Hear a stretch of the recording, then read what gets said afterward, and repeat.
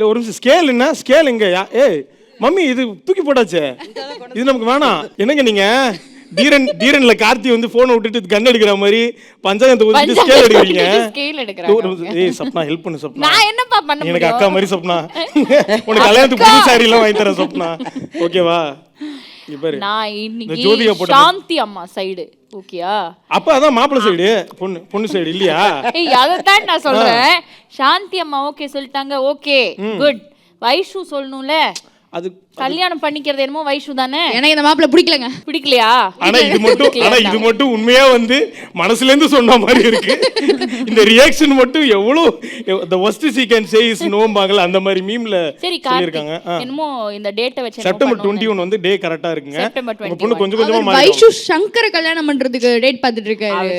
அப்படி இல்லங்க, பேர் மாத்துறதுல வந்து இப்படி ஆயிட்டாங்க. சங்கரோ சுந்தரோ அந்த மாதிரி.